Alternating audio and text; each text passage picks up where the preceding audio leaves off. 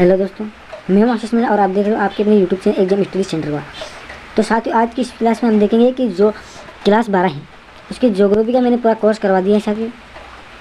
तो कल हमने अध्याय 1 का जो महत्वपूर्ण प्रश्न को देख लिया साथियों, पार्ट 1 देख लिया और पार्ट नंबर दोनों देख लिए हैं साथियों, 1 और 2 दोनों देख लिए साथियों। आज दूसरा अध्याय देखेंगे। दूसरा देखना हमें विश्व जनसंख्या वितरण घनत्व और वृद्धि। ओके, इसका पार्ट नंबर पहला देखेंगे। आज पूरा अध्याय पढ़ने की जरूरत नहीं है आपको। यदि आप पूरा अध्याय पढ़ते हो तो उसको पढ़ने की कोई जरूरत नहीं है। मैं आपको प्रश्न बताऊंगा, वो आपको पढ़ लेना है, बस वो आपको पास करवा देंगे। सारे महत्वपूर्ण प्रश्न आपको क्लास को जरूर देखना है साथियों। शुरू करें क्लास शुरू करने से पहले छोटी सी रिक्वेस्ट है साथियों कि एग्जाम स्टडी सेंटर को सब्सक्राइब करें ताकि सभी क्लास आप तक पहुँचे, किसी भी क्लास से वंचित ना रहे साथियों। तो शुरू करते हैं। तो सबसे पहला नंबर का प्रश्न है कि विश्व में दूसरा सबसे अधिक जनसंख्या वाला देश है। विश्व में दूसरा सबसे अधिक जनसंख्या वाला देश कौन सा है? तो भारत है वर्तमान में। लेकिन सबसे नंबर 1 पे कौन है? जनगणना के अनुसार पूछा जाए कि जनगणना के अनुसार विश्व में सबसे बड़ा जनसंख्या का देश कौन सा है, तो आपको चीन देखना है। और यदि आपसे पूछा जाए कि विश्व में दूसरा, यदि जनगणना के आधार पर नहीं पूछा जाए, नॉर्मल क्वेश्चन पूछा जाए, तो आपको भारत लिखना है और जनगणना के अनुसार आपको लिखना है चीन को। जब 2031 में हो जाएगी तो जनगणना के अनुसार भी कौन सा हो जाएगा? भारत हो जाएगा साथियों। क्लियर हुआ? दूसरा क्वेश्चन है कि लोगों की संख्या और भूमि के आकार के मध्य के अनुपात को क्या कहा जाता है?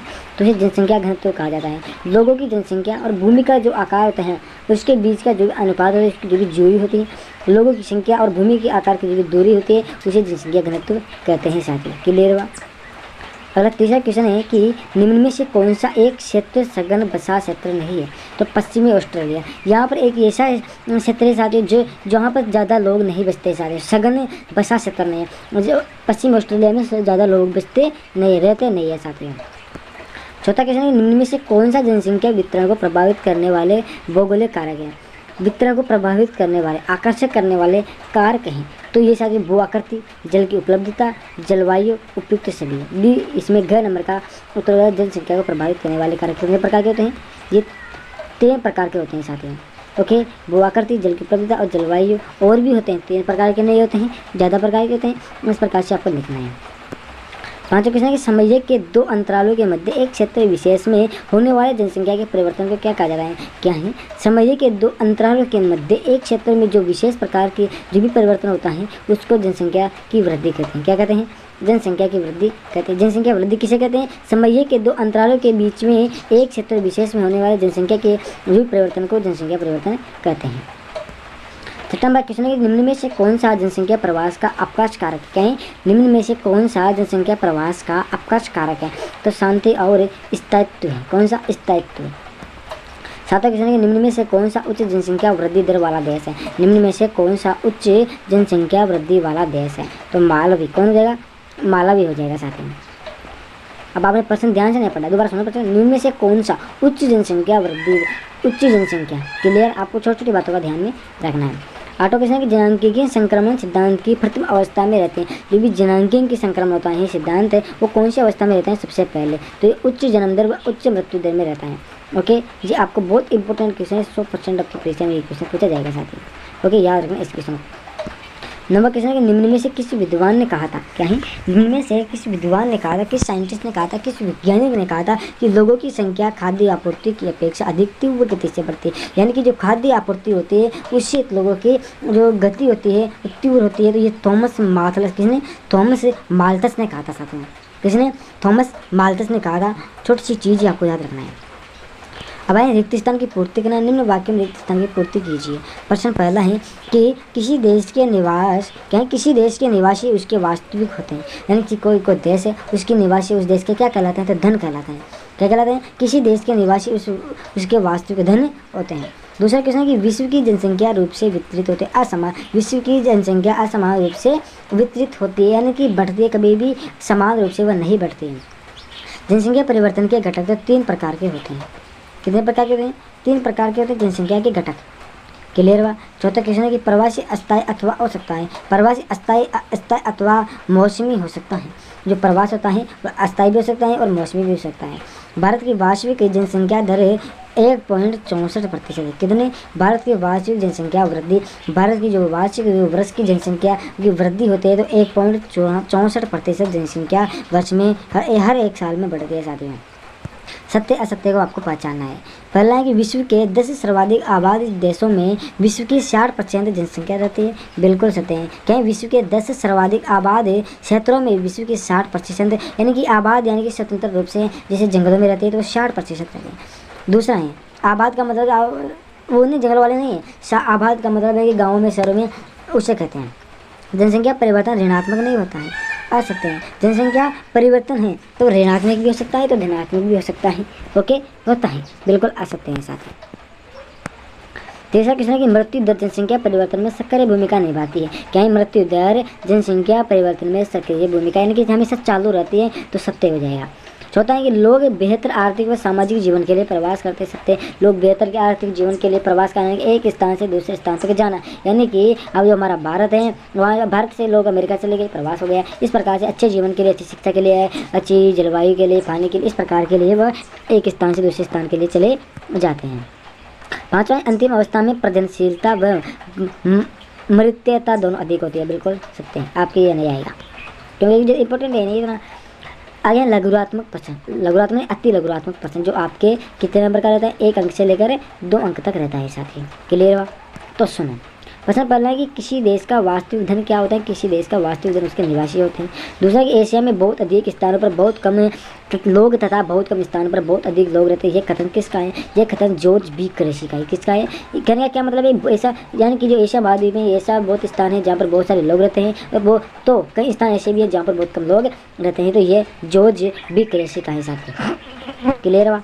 तीसरा क्वेश्चन है कि राल्फ वाल्डो इमर्सन के अनुसार एक राष्ट्र मजबूत और महान किस प्रकार बनता है?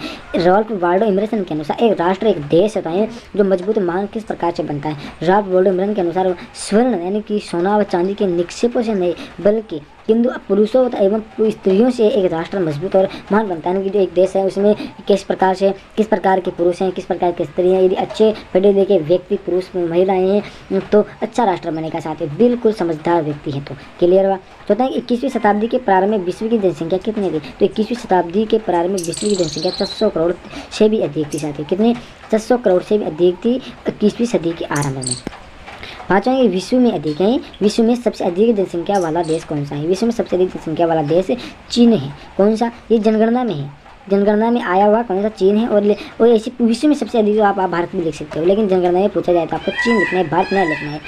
छठा है कि विश्व के क्या है? विश्व के 10 सर्वाधिक जनसंख्या के देशों के आपको नाम लिखना है। चीन हो गया, भारत हो गया, संयुक्त राज्य अमेरिका हो गया, इंडोनेशिया हो गया, ब्राज़ील हो गया, पाकिस्तान हो गया, नाइजीरिया हो गया, बांग्लादेश हो गया, रूस हो गया, मैक्सिको हो गया। ये क्या है? ये 10 सर्वाधिक जनसंख्या वाले देश हैं साथ ही। क्लियर हुआ? एक छोटी सी बात आपको इसको ध्यान में रखना है, छोटी सी बात में बहुत बड़ी बात है।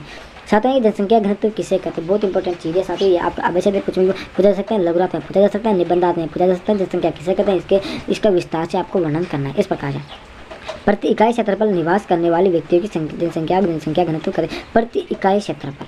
जैसे ये आपको 5 से 10 किलोमीटर का एरिया, इसमें आपको लगभग 100-200 आदमी मिल जाएंगे। और फिर आपको छोड़ दो जगह को, फिर आपको 5 से लेकर 50 के एरिया में आपको 200-300 आदमी। इस प्रकार से प्रति इकाई क्षेत्रफल पर निवास करने वाले व्यक्तियों की जनसंख्या को जनसंख्या घनत्व कहते हैं।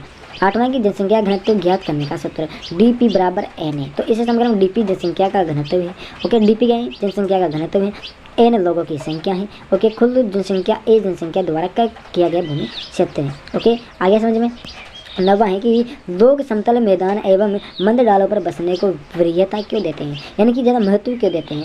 क्योंकि फसलों को उत्पादन, सड़क निर्माण एवं उद्योगों की स्थापना के लिए समतल मैदान एवं मंद ढाल अनुकूल होते हैं। यानी कि लोग समतल मैदान होते हैं और मंद यानी कि अच्छे ढाल वाले जगह होती है, तो वहाँ पर बसने का वरीयता यानी कि उसको बढ़ावा क्यों देते हैं? तो वहाँ पर अच्छी फसल हो जाती है, अच्छी सड़कें हो जाती है, अच्छे उद्योग हो जाते हैं। इस प्रकार से अनुकूल चीज़ें मिल जाती हैं, वहाँ पर लोग बसने को अधिक बढ़ावा देते हैं। जैसा कि जनसंख्या वितरण को प्रभावित करने वाले भौगोलिक कारक कौन कौन से हैं? भू आकृतिक, मृदा जलवायु जल प्रबलता। कौन? भू आकृति हो गई, मृदा हो गई, जलवायु हो गई, जल उपलब्धता, यानी कि 4 हो गए साथियों। क्लियर? ओके, याद रखना है। 11वां क्वेश्चन है कि जनसंख्या वितरण को प्रभावित करने वाले आर्थिक कारक कौन कौन से हैं? खनिज, नगरीकरण, औद्योगिकरण और कृषि। जनसंख्या वितरण को प्रभावित करने आर्थिक कारक किसे? तो इसमें खनिज, नागरीकरण, औद्योगिकरण और कृषि हो गया। साथ ही 4 हो गए, 4 को आपको याद रखना है। 12वां की भूमध्य सागरीय प्रदेश क्या है? भूमध्य सागर प्रदेश में अधिक जनसंख्या क्यों पाई जाती है? तो सुखद जलवायु के कारण भूमध्य सागरीय प्रदेशों में अधिक जनसंख्या क्यों पाई जाती है भाई? सुखद जलवायु के कारण। सुख यानी अच्छी प्रकार की जलवायु होती है, निम्न प्रकार की जलवायु होती है, इस कारण से भूमध्य सागर प्रदेशों में अधिक जनसंख्या पाई जाती है।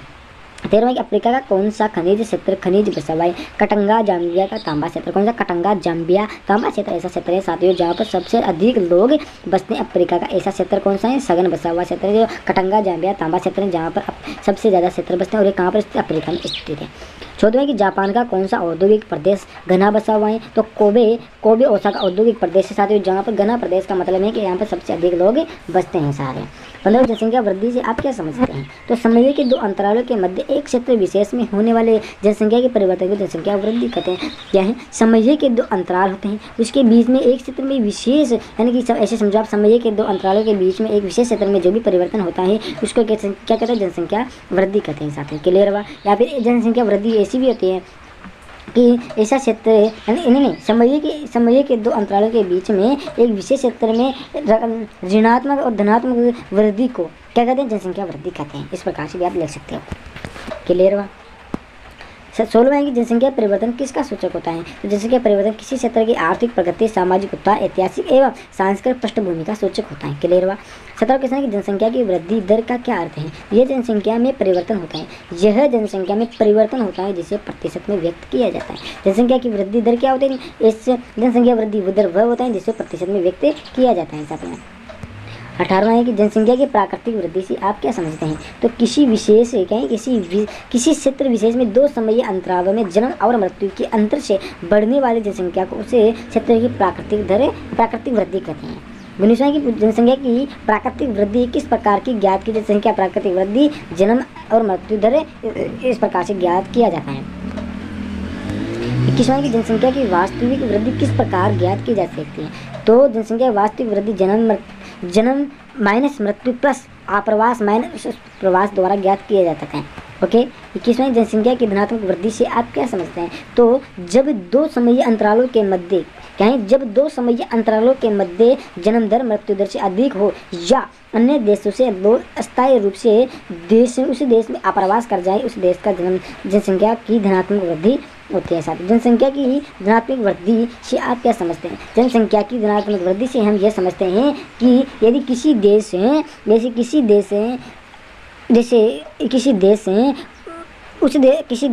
अलग देश में चले जाना, यानी कि किसी देश से अलग देश में चले जाना या दूसरे देश में चले जाना और या फिर स्थायी रूप से उस देश में वो लोग निवास करने के लिए चले जाए तो उसे धनात्मक वृद्धि कहते हैं। इस प्रकार से भी आप लिख सकते हो साथ ही।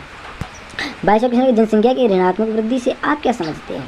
कि जब 2 ये तो आगे ऊपर धनात्मकता, अब आता है जब 2 समयीय अंतरालों के मध्य जनसंख्या कम हो जाए तो उसे जनसंख्या की ऋणात्मक वृद्धि। जब 2 समयीय अंतरालों के बीच में किसी देश से जनसंख्या कम हो जाए तो उसे क्या कहते हैं? जनसंख्या वृद्धि कहते हैं। यह तब होती है जब जन्म दर मृत्यु दर से कम हो जाए, क्या है? जन्म दर मृत्यु दर से कम हो जाए अथवा लोग अन्य देशों में उत्प्रकाश करवा जाएं, जन्म दर न होकर मृत्यु दर अधिक हो। ओके। इस प्रकार से ऋणात्मक वृद्धि हो जाती है। यानी कि धनात्मक में तो जन्म दर होना चाहिए ज़्यादा और ऋणात्मक में मृत्यु दर ज़्यादा होना चाहिए।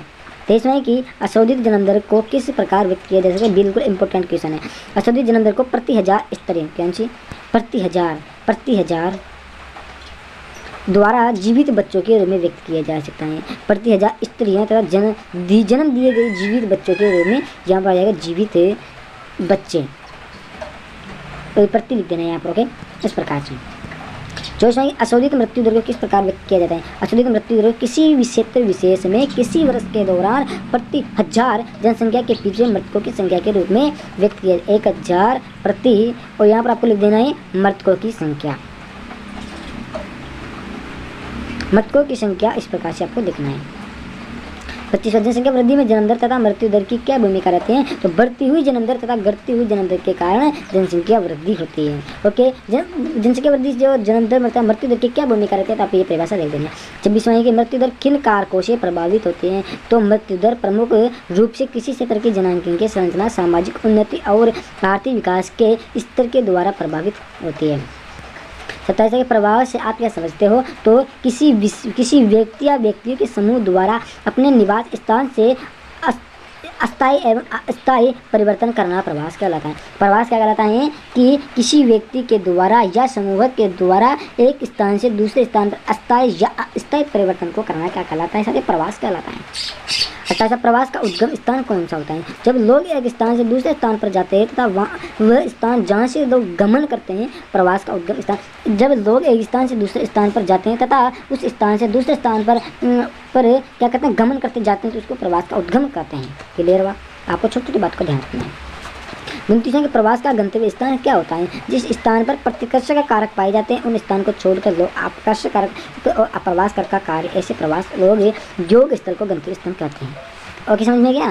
यानी कि एक ऐसा स्थान साथियों जहाँ पर लोग बसते हैं लेकिन उस स्थान को छोड़ते और उसी स्थान पर आते हैं तो क्या कहते हैं? गंतव्य स्थान कहते हैं। 30वां की जनसंख्या परिवर्तन में प्रवास की भूमिका को समझाइए। तो देखो, प्रवास की प्रक्रिया से जनसंख्या से होने वाला परिवर्तन गंतव्य